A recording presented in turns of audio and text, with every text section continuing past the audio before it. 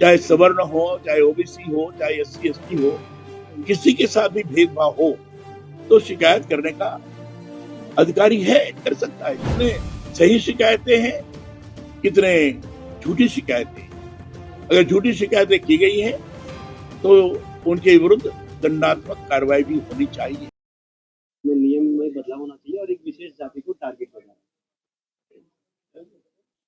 जिस प्रकार का नियम आया है उससे तो स्पष्ट रूप से लगता है, जद्दब की बात कही गई है कि सबके बीच में समानता की स्थिति निर्माण हो, किसी भी प्रकार का भेदभाव न हो। लेकिन जिस ढंग से वो नियम सामने आए हैं उसको देखने के बाद लगता है कि निश्चित रूप से भेदभाव को और आगे बढ़ाने का इसके कारण कुचक्र बना है। पहले एससी एसटी का भेदभाव संबंधित शिकायतें वो कर सकते थे, करते थे। उसमें कितनी झूठी है, कितनी सही है, ये तो विश्लेषण का विषय है।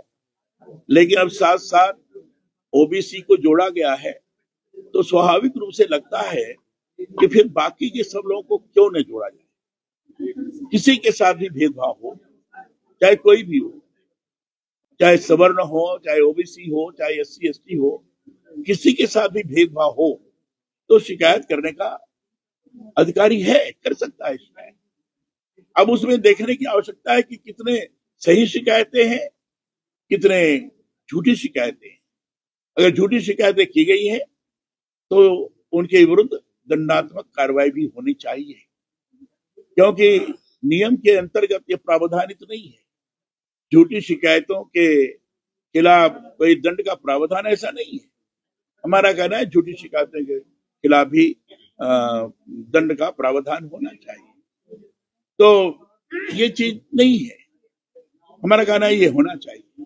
ये बात है, इस बात से प्रभावित होकर ये चीज की गई है कि पिछले बार, क्योंकि ये 2012 में भी इस प्रकार का नियम आया था, गाइडलाइन आई थी और उसके अंतर्गत ये तो था कि शिकायतें जो आ रही हैं उसमें बढ़ोतरी हुई है और 2019 से लेकर 2023 के बीच में जो बढ़ोतरी हुई है 118.4% की बढ़ोतरी हुई है।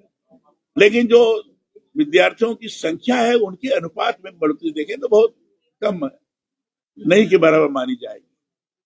लेकिन निवारण समिति ने कहा है कि इसमें ज्यादातर शिकायतों का निस्तारण कर दिया गया है। लेकिन जब उससे पूछा जाए भाई इसमें झूठी शिकायतें कितनी है, जो शिकायतें आई हैं इसमें झूठी शिकायतें कितनी है, उसमें कोई विवरण नहीं है। उसी आधार पर सुप्रीम कोर्ट ने कहा था कि फिर से नई गाइडलाइन बनानी चाहिए और नई गाइडलाइन के अंतर्गत किया आया है कि जातिगत भेदभाव को और बढ़ावा दे दिया गया जो गैर संवैधानिक। इसके कारण लोगों के अंदर आक्रोश पैदा हुआ है। जिस तरीके से जैसे पीसीएस अलंकार अग्निहोत्री ने अपना इस्तीफा दिया है पद से और उसके बाद सरकार